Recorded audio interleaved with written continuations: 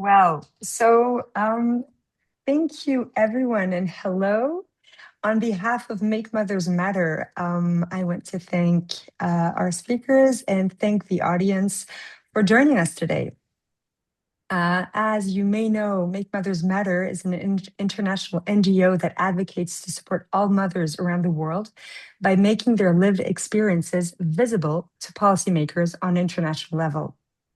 We also like to bring best practices and recommendations forward. And today, we will dive into job sharing and explore if and how it can help workers achieve work-life balance while maintaining professional advancement. So without further ado, let me give the floor to our speakers, Nathalie De Wachter and Christen Moreels. Please put your questions in our chats, and we will happily answer them after the presentation. Thank you, Nathalie and Christine. The floor is yours. Thank you, Ariane. Hello, everyone. I'm Nathalie De Wachter. I'm the happy mom of 2 young adults, and I'm married for 33 years. I'm the founder of a 2-for-1 job, a company that has one main objective. It is to make job sharing available in Belgium. Before that, I worked many years for large corporations, and probably as several of you, I experienced at times that balancing work and personal life wasn't always easy. For instance, when I was 30 years old, I was a young mom and I just got promoted, very busy. And my mother, got diagnosed of lung cancer. And unfortunately, after 6 months, she died. And still today, I wish I would have had flexibility and more time with her, and especially during those 6 months. Life challenged us again 15 years later. My husband had to go and work part-time for health reasons. And we discovered that maintaining or finding a job, an interesting role, while working part-time was a real challenge. And I really think it shouldn't be like that. Now, a bit more than 3 years ago, with Christen Moreels, we started for the first time to share a role of CapEx controlling at early access. And it was really transformative because I had much more time for personal matters, and more particularly for my grandmother, the mother of my mother. And she was at the end of her life, and I was able to spend very quality time with her. And that was thanks to that job sharing arrangement that we had in place with Christine, and of course to the quality of my partner. And with that, I'll hand over to you, Christine. Hi, everyone. Just a few words about myself, the duo of Nathalie. I've been working for 20 years in different multinational companies in diverse roles and geographies. I started in a textile company in India, then worked across Eastern Europe with a global brewer, then moved to China. And my last full-time role before starting job sharing with Nathalie in 2022 was a financial director for supply chain in a vaccine company. Aside from my job sharing, I am an independent board member of 2 companies. And more importantly than all of that, I am a mom of 3 kids, aged today 13, 10, and 6. And I'm very grateful to MMM to be here today to share the joy of job sharing. Yes, job sharing can be a joy. Clearly, it's a concrete solution that benefits families and organizations, and I think society as a whole. So thank you, MMM, And thank you all, the audience, for being here, for your curiosity, your willingness to learn more. And we definitely hope that this will inspire you and give you new perspective on how work can be organized, and that you can, as a result of that, be a driver of change as well. So good question. Can job sharing transform work-life balance? The short answer is yes. And we will spend more time explaining a bit more or demystify the concept. So indeed, job sharing is all about having two brains in one role. So what it means is really having two people with two different personalities, complementary personalities and complementary ways of working and thinking. And they are sharing the exact same role, the same objective, the same deliverable, the same pressure, and the same responsibility. So what we want to share with you today is how powerful that setup of work is for both work, of course, but for both work and life, because that's what makes us human. So next slide, please, for Nathalie. So indeed, job sharing, as you just mentioned, is indeed two people sharing one full-time position, and they have common responsibility on the role. It is successfully deployed in Germany and Switzerland, and you will hear from leader in Germany and Switzerland about it quite soon. But for now, in other European countries, it is not really well known. And that's why you will also hear from Myriam from France, for instance. But in other European markets, we have leaders that are there to really make sure that it becomes more known, so people go ahead and dare to do it, or companies dare to offer it. From a cost perspective, it's when it's practiced 50-50, it's basically the cost of one full-time employee. We will touch on it a bit later, but from a revenue perspective, it's a part-time revenue with the benefit to be able to continue with the career, and as a result to aspire to more responsibility and increased revenue over time. Next slide, please. So basically, when Nathalie approached me to start our first job sharing mission, I had personally exited the workforce. So I had reached a point where we had just welcomed our third child. We had a big private project going on, and I had reached a point where I thought I could go on, but I might crash my family, or I might crash my health, or I might crash something else. So at that time, I had actually decided that I would take a step back from the workforce and take a break and see when I could come back. So my case is obviously not unique. How many mothers do not proportionally reduce their working hours or totally exit the workforce due to their family adventure? So many of them.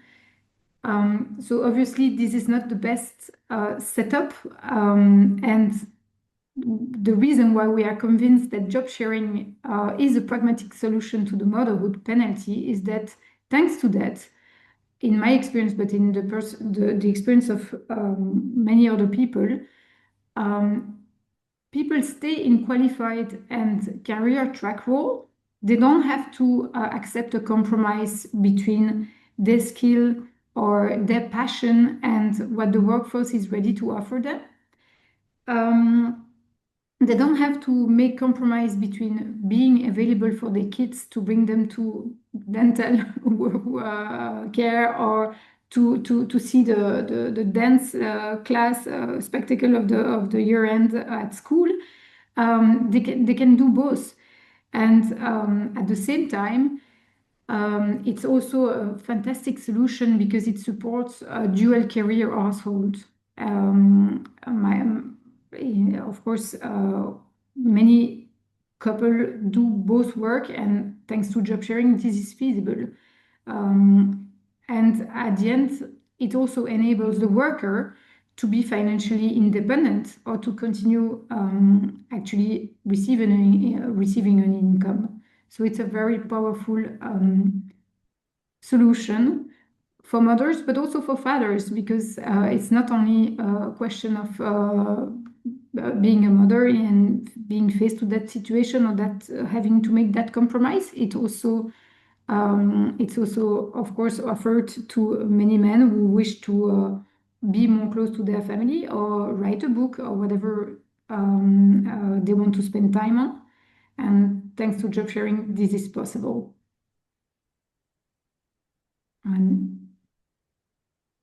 Yes, and job sharing is also an answer to many situations. For instance, it's a way for companies to keep their talents while they need more time. It's a way to naturally put in place some knowledge transfer or mentorship. When I was working with Marie-Christine, who is, I think 15 years younger than I am. It was actually great because from a knowledge perspective, she has knowledge that I don't have. And so we could really bring knowledge transfer to one another. It does reduce the mental health, even though I have been extremely lucky in my career to not have had serious mental challenges. We see it's an issue today. And being able to work now with Marie-Christine, it reduces significantly the level of the mental charge of work. It can also be an answer to a restructuring challenge in an organization, and it can reduce the risks of losing too much expertise, or for people to for too many people losing their role if some people are interested in moving to job sharing. So it is a pragmatic solution to quite a few situations that we are facing today. And we haven't touched yet on the well-being it brings, but actually it's also a very important part of the job sharing benefit, because it is a shared mindset, because we are two brains sharing one role and the same responsibility. There is no loneliness. It's actually boosting. You feel boosted by your duo or your partner on the creativity side, on the ability to see clearly the priority you need to push, and actually on every aspect of the work. I used to, when I was full-time, I used to come back home very tired. During my time as a job sharer, I was actually coming back home energized, because I knew that Nathalie would take over the next day, because we had co-created presentation, we had co-answered the same problem. And so it's really a different way of working, which brings also joy at the household, because when you go back home, you are actually fully available, mentally speaking, to the family. No, I can be even more assertive on that, because I had very recently moved back to a full-time job because I was ready for that. And I can say that there is not one single presentation that I don't miss the co-construction I had with Nathalie. So, even if I'm joining a team, the teamwork is not the same than having someone watching your back and being able to always co-construct the work with you. So yeah, well-being definitely assured. So summarizing a bit some of the advantage we've discussed, I think what strikes me is that it does have an impact on the individuals, but it does also have a positive impact for the enterprises and for society. And I think for me, that is quite important so that it becomes a sustainable solution. So we've touched on some of the impact for the people, but carry on with the career being developed thanks to the partner and having, while keeping a meaningful job is clearly amongst the advantages. For the companies, they can attract people that normally they would not potentially have on the whole. They have people highly engaged because very happy to be able to perform a job share and lots of energy while re-entering the workplace.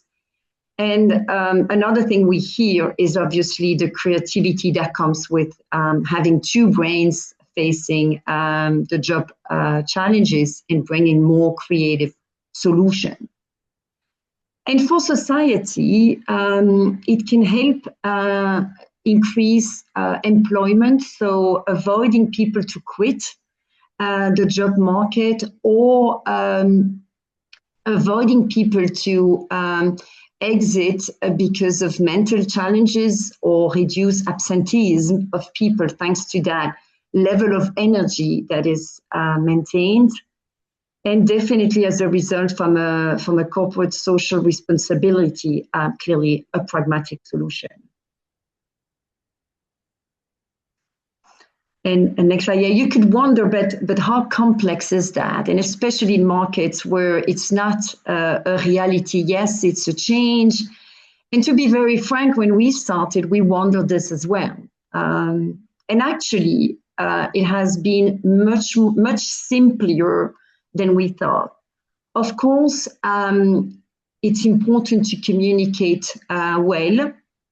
The work distribution is quite natural because we both have the same responsibilities. The only thing is we did discover, of course, that we didn't have exactly the same strengths and sometimes the same joy of performing a task. And so if we could split according also to those elements, and if that was possible in the work, why not doing it? From a time perspective, we did 50-50, but with some level of flexibility. And we discovered that putting our two brains was highly effective. And so as a result, we tried to have half a day together and half a day we would be off. For instance, we would be off Friday afternoon or Friday morning, depending on the agenda, the professional agenda, but then we would be together another half day to really brainstorm on the biggest challenges. From the communication, we found our own way. There are many ways. For us, what was very pragmatic was to leave voicemails on the important elements of the day. Whether those elements are business elements, but also naturally, of course, human elements. And sometimes as a result, because we were sharing that information, for instance, we got to learn that Ariane was having a new child. Let's say Marie-Christine heard that. She told me that through voicemail. The next day, I was congratulating Ariane. And at first, Ariane was a bit confused. Like she thought, I said that to Marie-Christine, didn't I? And for us, the best was that when people were confused and they wondered, are you Nathalie or are you Marie-Christine? That meant we are one person and as effective as possible for the benefit of the work and the working environment. And from a decision perspective, we did have a few pragmatic rules. For instance, when the decision was big, we tried to put definitely our two heads together. But when it was a small decision and Marie-Christine decided to go right, and maybe at first I would have gone medium or left, I definitely went right, yeah, for the benefit of that decision and the speed. So clear alignment on that. So with a few rules, basically, the model was relatively simple to implement and quite effective. Next slide, please. Yeah. Now, some people wonder, but then job sharing, is that part-time? No, it's not the same. Part-time, you are one person that is working part-time, and you are, as a result, reduced to a portion of time. And you have one person and one perspective. You've heard by now that the beauty of job sharing is also that we are together performing the role, and we are sharing clearly the responsibility of the whole.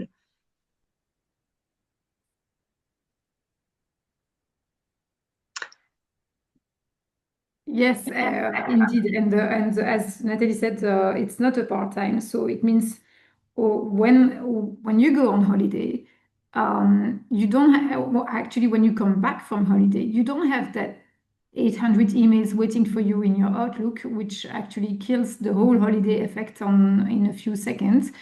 Yeah, it's actually being managed, and the ball has continued to progress. So back to the mental load, which is actually disappearing. We mentioned that we of course it's all about sharing. So sharing means sharing failure and success.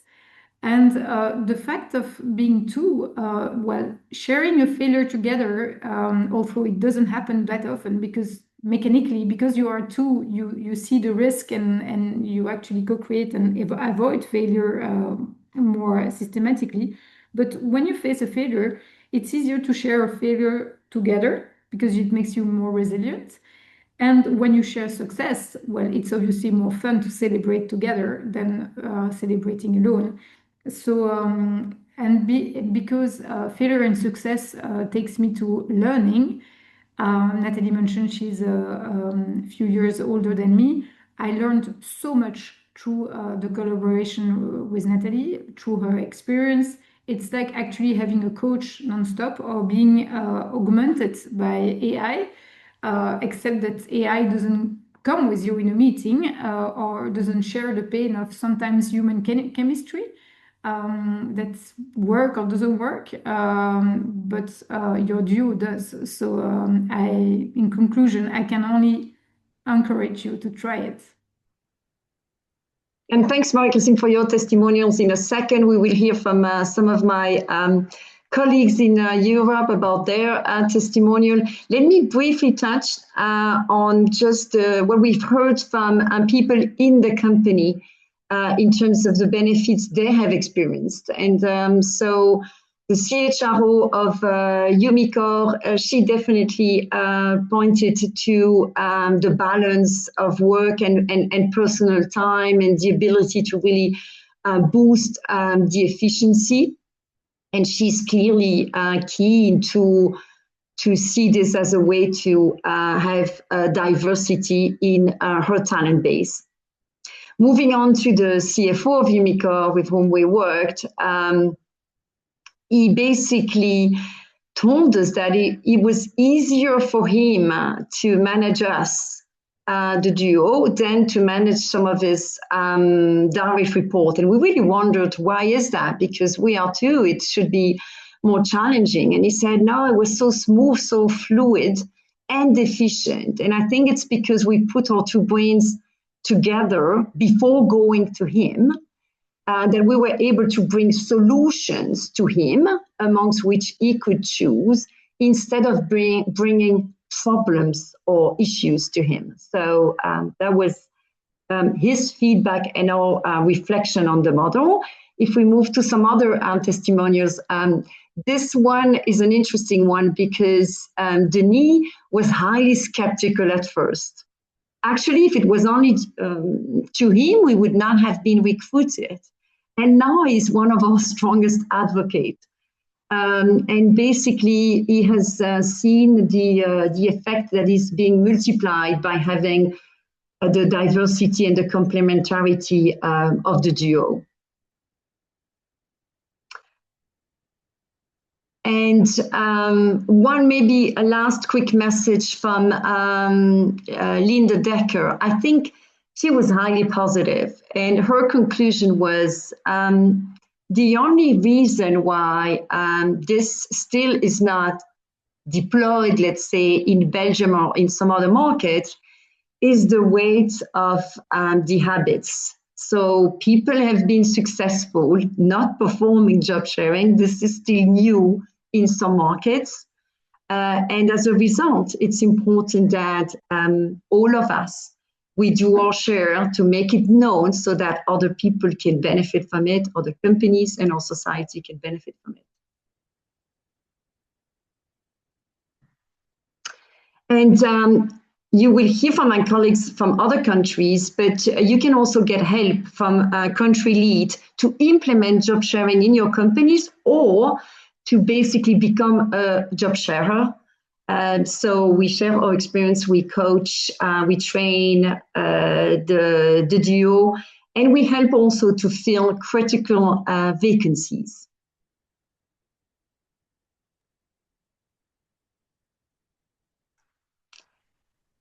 And so today I'm joined by some other colleagues from other markets.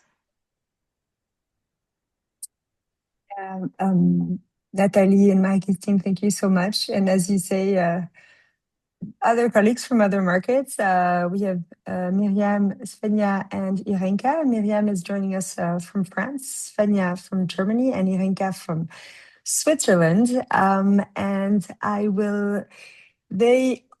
these 5 people will be able to answer your questions. So thank you, because we've already have a lot of great and super interesting questions. But before we get to these, Myriam, may I please ask that you shortly introduce yourself? Thank you so much. Sure, thank you, Ariane.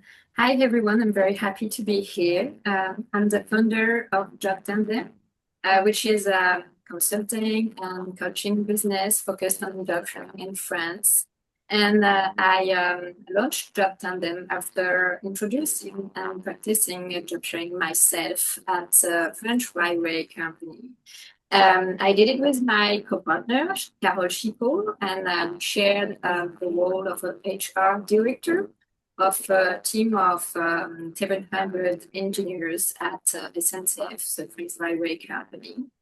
And we actually did it for 3 years, and we were nominated to the National HR Award that contributed to put job sharing in the spotlights in France, because in France it's very, very unknown. There are few job sharers.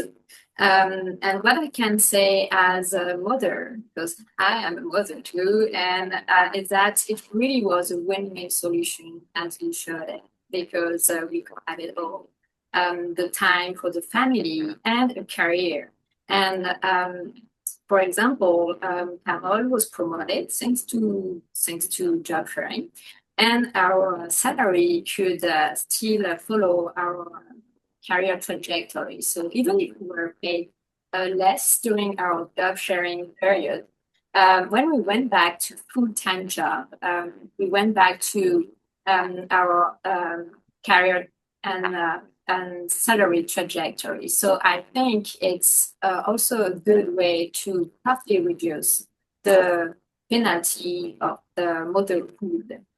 And that's for my testimony, but what's the situation in France? As I said, there are few job sharers. It's quite unknown, but today, large companies, not only large companies, but especially large companies, begin to get interested in job sharing and having discussions and even testing it for some of them. And we estimate that around 100,000 people could be helped by job sharing in France. So there is a potential, even if it's the very beginning of it. Thank you. Thank you so much, Myriam. Svenja, you're from Germany, where job sharing is more popular than in other regions. We'd love to hear from you. Thanks. Yeah, thank you for the invitation. My name is Svenja. I'm also mother of 2 children, 12 and 7 years old. And I've been working on the topic of job sharing in Germany for 12 years now. And in the beginning, I put it into practice myself. And together with my job sharing partner, we were the first job sharing tandem at Coca-Cola European Partners in the HR strategy department. The reason was the birth of my first child and our desire as parents to lead a balanced family life and advance on our careers as parents. And we want to share the mental load and still having a responsible job. And that wasn't actually that easy because at Coca-Cola, it was the first tandem, and I had a good supervisor, good manager who was thinking ahead, but it was like an island project, a pilot. And for my husband, Yannick, who also wanted to start in a job sharing model, it was a little bit more difficult because he's coming from sales, which is a very male area, but still it was possible. And he became also head of sales in a startup in the job sharing model. And it was a very nice time as a family to, both parents had the opportunity to work in this model. And we exchanged a lot and talked about it a lot. And we were so enthusiastic about the model that we decided, like after 2 years of practicing it, to co-found to found a consulting firm. And this is the Job Sharing Hub. And now we're running for 10 years and have supported over 100 companies in the implementation of job sharing. We have coached more than 200 tandems during the start time as a couple. We also do onboardings for supervisors, for managers, and work with the teams of tandems. And we have done a lot of research about the job sharing. And 4 years ago, we launched the job sharing and matching platform PairToShare. And we also spent a long time conducting scientific research on a matching algorithm. And we developed the first tandem-specific matching algorithm and launched it on this website. And fortunately, Germany has a strong part-time work culture. It has already had this culture, which really helps with this issue. Several large companies already offer job sharing. It's well known as a model. Not every company does it. And and some of these companies are quite really successful with the model. For instance, Bayersdorf or Mercedes. But still, there's a lot that needs to be done. Many companies claim that they are practicing job sharing, but they do not really do it in a like strategic way. So it's still a coincidence if you'll find a manager who is willing to implement job sharing with you or not, and it's not like a strategic HR product. And that is what we are still working on, but it's changing. And 10 years ago, there was no money. The topic was not on the agenda of D&Y departments or HR, but now it is. It's developing, and it's really fun and nice. I'm enjoying it to take part in this and to develop the German market. Wow, Svenja, thank you so much. And it sounds fascinating that you are already addressing a lot of the questions through the challenges that you are mentioning. So thanks for that. And I'm sure we'll hear more from you with the questions. Irenka, thank you also for joining us from Switzerland. We'd love to hear a little bit about you and the context in Switzerland for job sharing. Thank you so much. And hello here from Bern, from the capital of Switzerland, just here from here. Yes, like Svenja, I also started, but many years ago, 20 years ago. The purpose why I started job sharing was much more due to my PhD on labor economics and part-time work. In Switzerland, we are the second country in the world having the highest amount of part-time workers after the Netherlands. So it's a topic we are very familiar to. And at that time, I wanted to see what is the impact of part-time. And you can imagine that part-time is nice, but it's a big gap for career. That's the reason why job sharing became so interesting. And I had the chance at that time, that was in 20 years ago already, at the State Secretariat for Economic Affairs, to be one of the first duos in job sharing at that time with my colleague. And then we could found a couple of years later our first organization, Go for Job Sharing, which has as a purpose to promote this model in our country. Now, there are many other agencies in our country. The amount is 28% of all companies having job and top sharing. So we can say that we have this chance of having many companies doing that from all different segments, from the private sector, from the public sector, and from the non-benefit sector, which is a very good point today. I had the chance in my life to have 5 different partners in job sharing. My first partner was 9 years with her. And I could also lead recently a company in a top sharing model with a man. So that gave me the chance to experience this model from all these parts. And I'm much more convinced today after 2 decades than before. So I can make a big publicity about this, but we also know the challenges of it. One point which is very important for our participants is that job and top sharing is not made for everybody.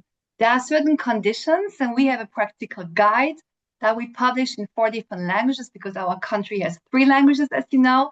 So we have a guide that you can download. I will put it on the chat later on, where you can see a little bit the conditions of doing a job or top sharing. What I think is also very important to say today, if I look back at those 2 decades of doing job sharing, is that there is today a totally change in how you do it. When we're talking about emails, I mean, this is the vintage time, because today you're not working this way at all. When you're doing job sharing, you have shared points, you have an AI world, you have a digital world. So that's the fundament which change, which is so positive for us today, because it makes it much more easy to work it. Because you have to know that for employers, they are very skeptical when you talk about job sharing, because they think it's more cost, it's more information cost, and it's very complicated. So you have always to prove that it's feasible.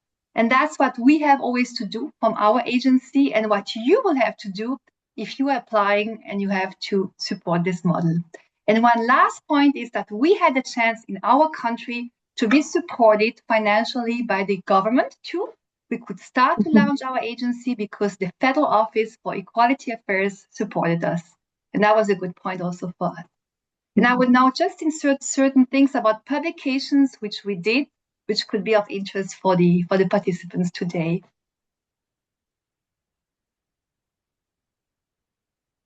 Thank you so much, Irenka. And I think that we are all amazed with the 28% you were just saying earlier. That's a big number that it's many companies are embracing job sharing. So and I will put you the study on, which was made with 5,000 companies 2 years ago, where you could see the statistics, and you can also see the differences. Questions which I always raise is, are men doing job and top sharing? Yes, they're doing it, and much more frequently than before, which is also a very important point. Absolutely. You're going to put it in the chat? Put the link in the chat? Yes, I would just put everything. Thank you. Thank you so much. Thanks for all of these perspectives. Really interesting. And as I was saying, they already dive into the challenges and questions that people might have. I would like to start with a first question to Myriam that comes from Agustina. And she asks, does job sharing make those who do it poorer? And we have other questions that go in the same line of, how does it work financially? Yeah. For the employee and for the employer? Yeah, it's an important question because it's about part-time, and we know that part-time can have important financial issues. First of all, job sharing can help people to stay in work and to return to work. And that's important because we know that 24% of women leave the workforce after having their first child. And 10 years later, 15 are still out of work. It's a recent study published in The Economist. And job sharing can prevent this kind of situation. That's the first point. But a second point is that Today, many jobs are not available on a part-time basis, and especially well-paid job. So job sharing here is a game changer for that situation, because thanks to job sharing, most positions become available on a part-time basis.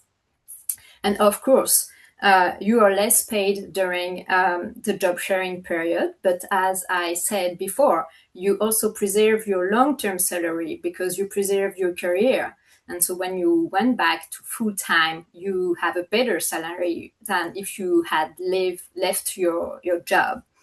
And you can also, there are also, it's not only half-time, you also have different rates of part-time. For example, with my partner, Carol, we were at 60% each, but there are also job sharing at 80%, like 60% on the managerial role, for example, and 20 on another mission, like expertise or big projects. So it's very diverse. And you can also use your time off to develop a side project and to earn money on the side. So it's very, it depends of the situation of the people.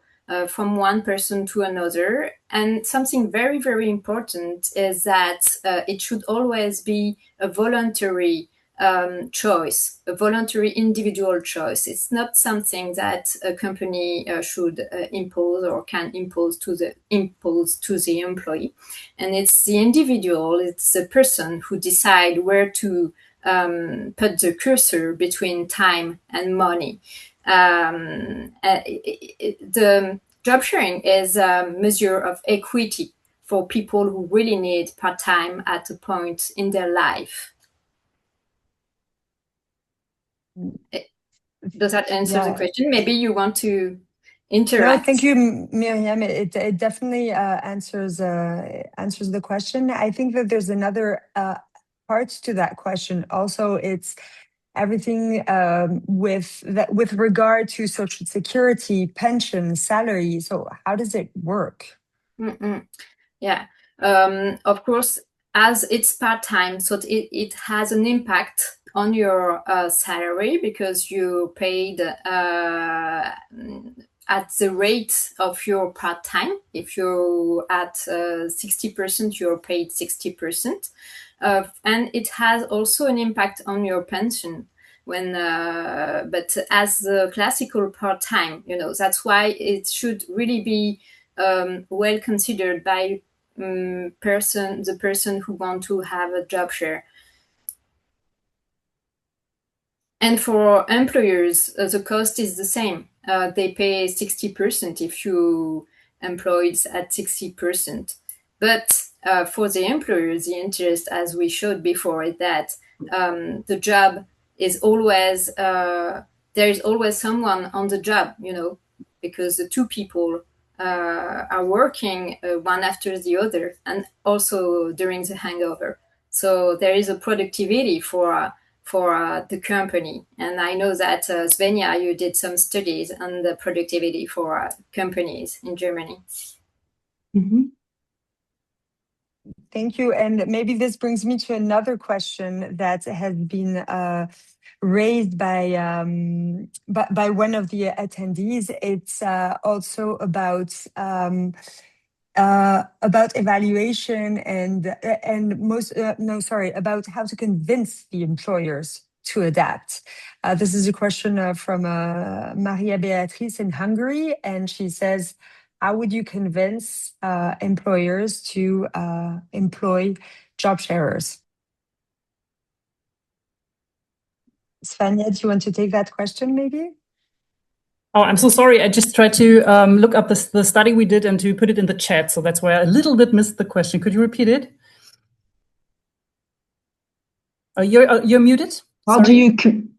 The question was from Maria Beatrice in Hungary, and she's asking how to convince employers to employ job sharers. Yeah, that pretty much fits to the study I want to pick out. I will post it to the chat later. It depends. So first of all, it depends. Maybe you should start with a little stakeholder analysis. So who's the person you're talking about? Because it's different. Sometimes it's about just like biographics, like the history of the person, her or himself. Because sometimes it's about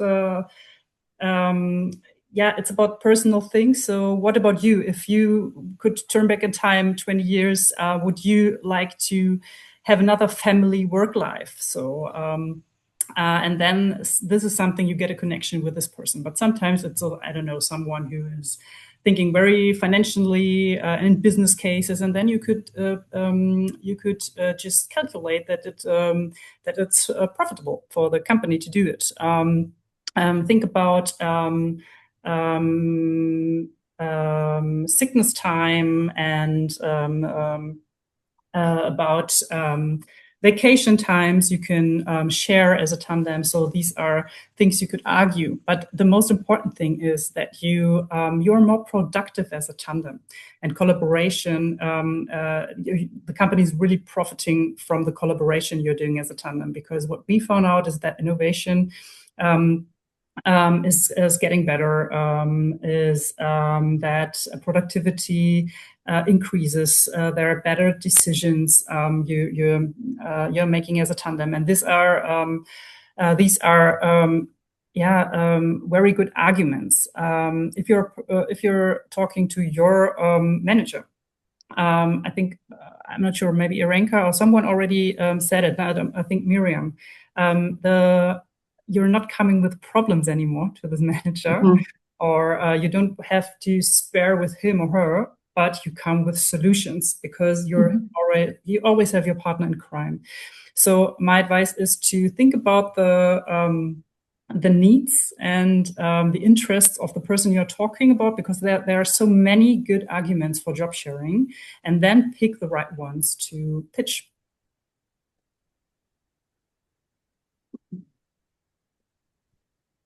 Thank you, Svenja.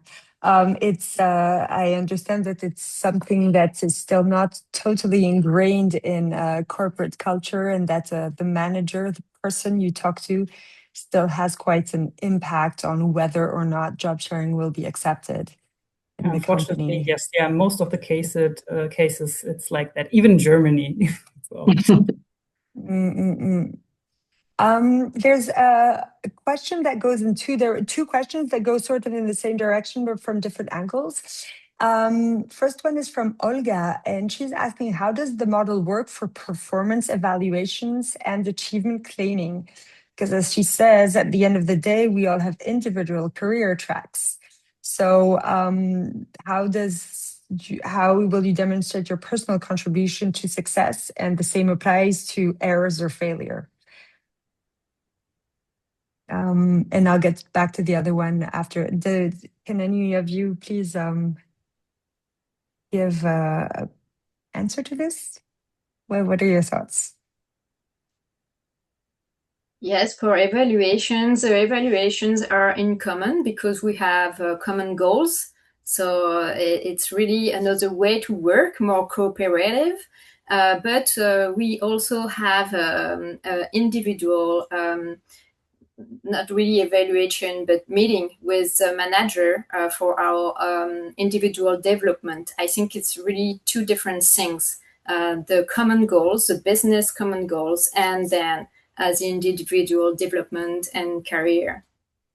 And I would share also the fact that, if I may, Ariane, on the recognition, which is also a part of the evaluation. Well, when you enter into a job sharing model, you put your ego aside, individually speaking. You actually contribute to the success of your coworker, and the coworker contributes to your success. So there is no somehow personal recognition that you are actually looking for, because you are looking for recognition for your duo or your job sharing, because you know that it brings you so many side benefits that your individual recognition doesn't make so much sense anymore into the company. Okay, so you're effectively praised or not as one entity. Thank you for that. And so Maya frames the question. I mean, it's not the same question, but it sort of has the same implications. In case a duo is managing people, how do you organize one-to-one coordination, reporting, and so on, and talent management of the team and daily management? Yeah, we did it with Carol, so I can answer. And we have a hangover. So we share during the hangover all the important information also about management. And with our team, we had a little team with Carol because it was a team of around 10 people and we directly managed 2 people. And we used to share the one-to-one, but we had a one-to-one with our team once a week. So the communication is key, and I think the communication is key also in management. So it was very natural, and we thought we would have split the evaluation, and in practice we decided to make the evaluation with every member of our team and Carol and I, because the team thought that it was better to have our the both perspectives, and it was actually the best evaluation we did and I did in my career, because as Marie-Christine said, we are kind of augmented, and so we are a better manager together. So we managed like this. Thanks, Maybe, Myriam.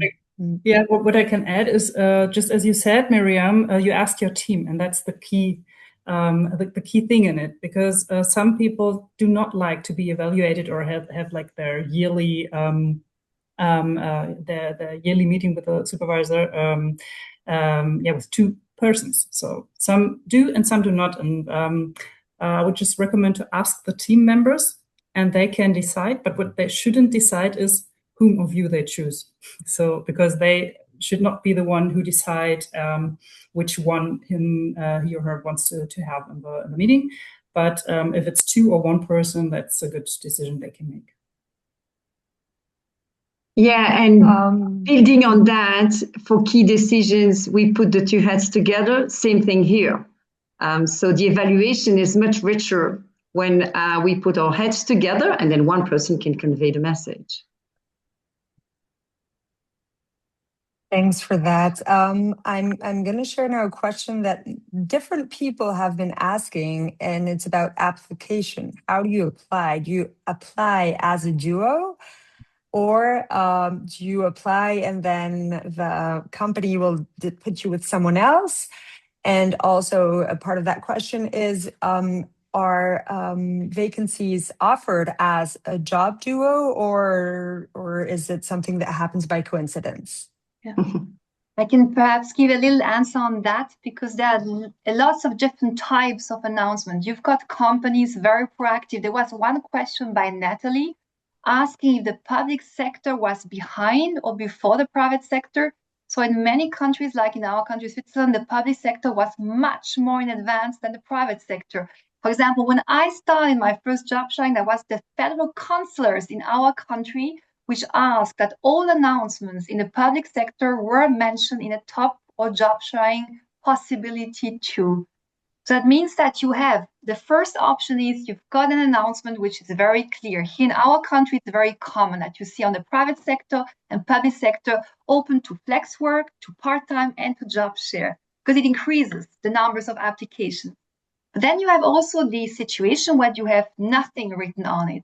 But here, our tip, and be very aware of that, just apply with another person, because you will have a lot of chances. They will be so surprised. I remember one guy, an HR recruiter, he saw our applications. I'm an economist, my colleague was a physics, And we applied together. And he said he just looked our application because it was so interesting to see two heads.